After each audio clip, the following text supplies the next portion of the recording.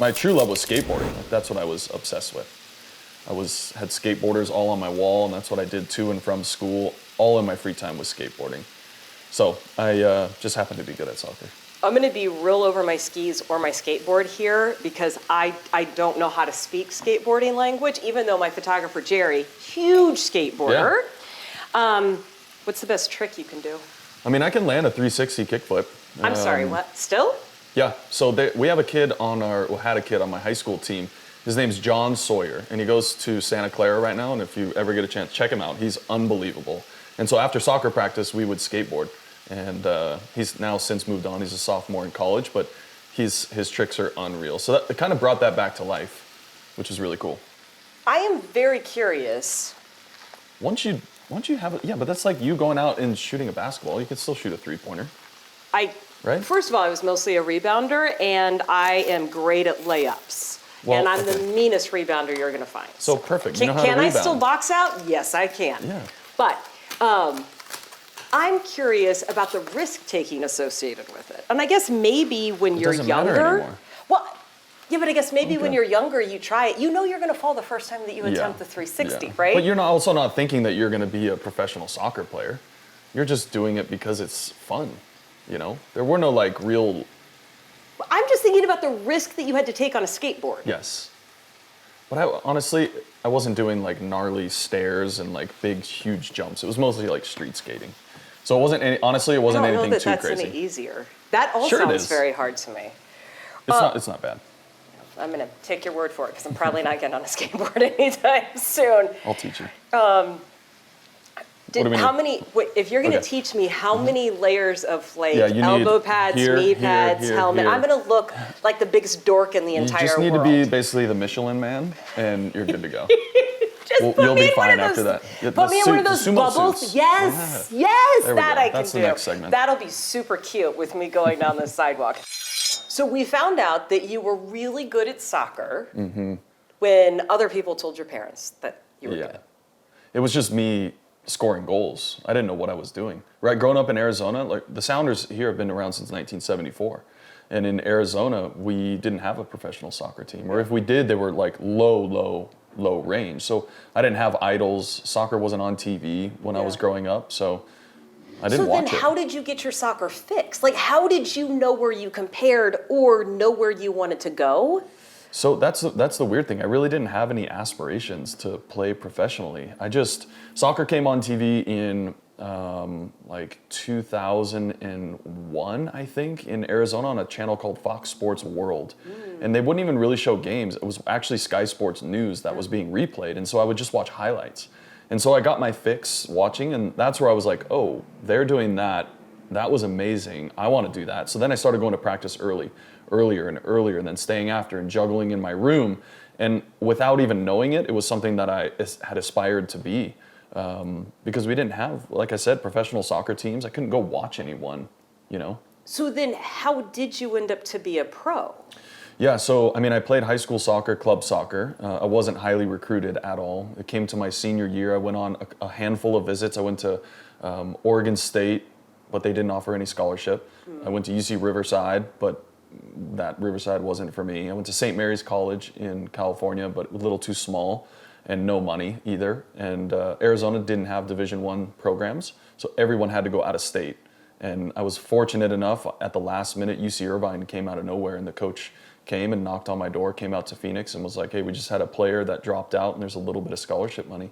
And my parents were like, okay. So I was very fortunate that they were able to pay for my way to go to school, and never even ended up with a full scholarship. It was just, so I kind of went blind into it, and it just kind of snowballed. There's no like magic recipe. There was no like 5-star recruit story. It was like a very humble, just kind of go with the flow and see what happens. So then when was the moment that you knew you'd made it? Yeah, the moment I knew I had made it was, so Ziggy Schmidt was a former head coach of the Sounders. His son actually went to UW his first year and didn't like it. So he transferred to UC Irvine. And while Kyle was playing, Ziggy would come watch him. Unbeknownst to me, he was also able to watch me play. At that time, Ziggy was the head coach of the under-20 national team. And 2 days before a trip to South Korea, I got a phone call and was like, hey, we had a player drop out and you're local, you can make it to LAX in 2 days. Do you have your passport? And I was like, I think so. And my parents had to overnight my passport from Arizona. And I hopped on a plane and took off with the under 20s. And I had an assist against Argentina in the first game. And literally everything right there changed the course of everything. Because Ziggy then, I went to the under 20 World Cup that year, played a couple games. And Ziggy then became the head coach of Columbus Crew, where I got picked up and then picked up here in Seattle, and he towed me along. So it was literally like in 3 days, everything changed. It was wild. I had like a huge box of Nike stuff at my doorstep, and my roommates were losing their mind. And it was a super fond memory, and one that, changed the course of everything for me. So do you understand offsides in soccer? It's the same exact thing in football. Hockey and football. But football too. Well, right? but no, offsides in football. No, Yeah, but they're lined offsides up. in football happens prior to the snap. Well, at the snap. Yeah, but you think about a snap as like someone passing the ball. It's the same thing. Yeah, I just liken can't go it in more to front of- hockey.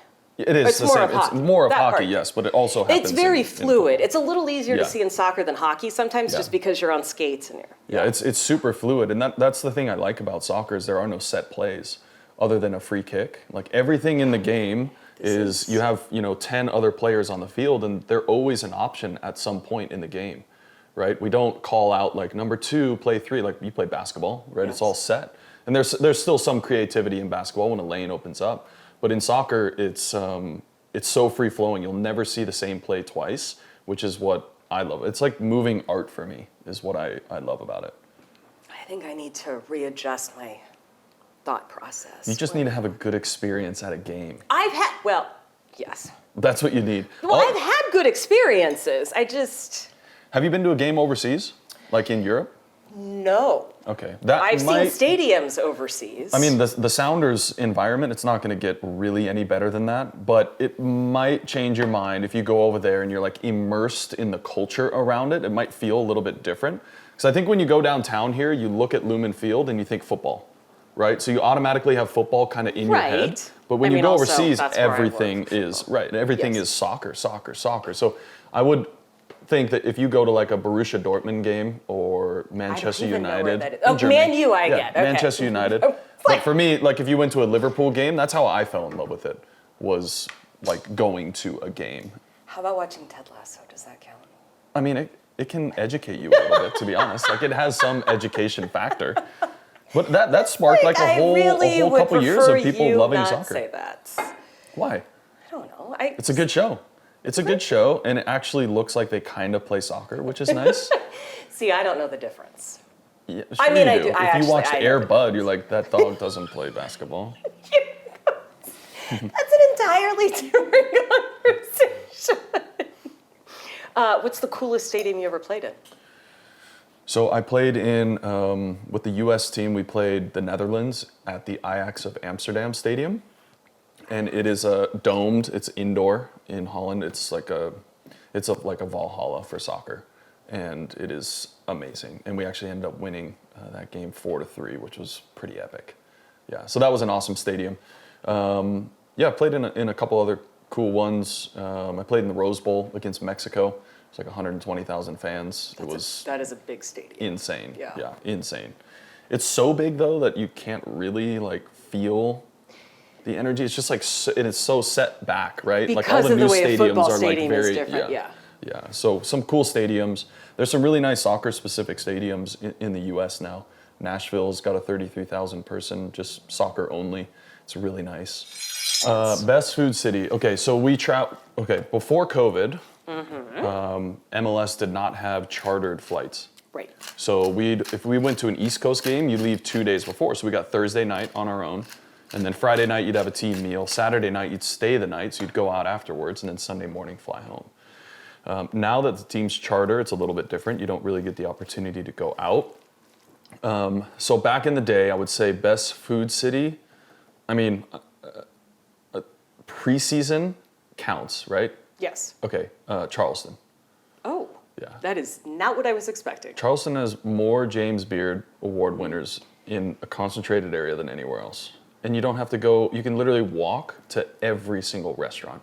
That's the best part about it. I do love that. And the drinks are awesome, the vibes are good. It's in February, So the weather's perfect. College of Charleston's right there. Like people are visiting. It's just an awesome city at that time of year. I have never been to Charleston. You want to know surprising good food city? Cleveland. Cleveland, really?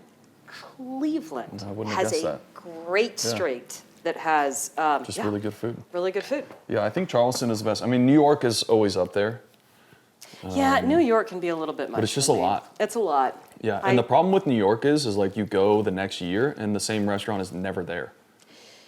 It's such like turnover. It is. Like Yeah, this place was awesome. How did it not stay alive? because there's 14 million. Yeah, I know, right? Yeah, yeah, that's a good city. I would like to go to Austin though. I've been there before, but now I didn't play in the league when Austin became a team, so I'd like to go back to Austin and check that out. Yeah, But Texas. Mexican food is like my thing. Oh yes. So, I mean, being from Arizona and New Mexico, and I struggle up here. There's a guy, his name's Dave Hernandez, and he has a place, a little food truck. Not even a food truck, it's just like a grill that he sets up in South Park, and it's called Cocina Barelas, and it is really good because he gets hatch green chilies and he roasts them here himself. So he does like a proper green chili, chili Which is verde, normally which is my, New Mexico. yeah, which is my favorite. And so he's doing it good. I would love to hear like recommendations though from any and everyone struggle. about Mexican Yeah, food. yes. Growing up in Texas, Mm-hmm. you can't replicate that here. But Tex-Mex is different. It is. You guys got like the queso stuff. I don't mess with that. You don't. You just said you like cheese. Yeah, but not like that cheese. Picky. I think this is where our friendship ends. Yeah, sorry. folks. I'll eat over here. You can eat over there. I think we were on a really good track for a while, and I think that just went sideways. It's good. It's towards the end. We made it all the way through before we found out that actually we're not friends anymore. What should I be tasting here, by the way, with this wine? I taste Please tell me canned peaches.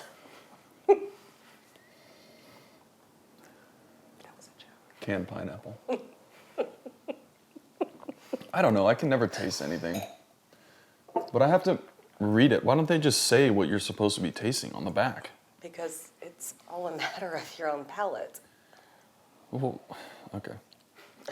That's a separate episode. I mean, it's great. Can we? It tastes like grapes, right? I don't know. It does. It does have a hint of grape to it. It does.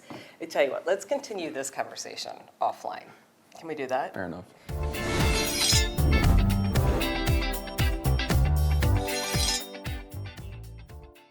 I Cook, You Measure is presented by Safeway, who encourages you to step up for our high school student athletes through the Nourishing Champions program.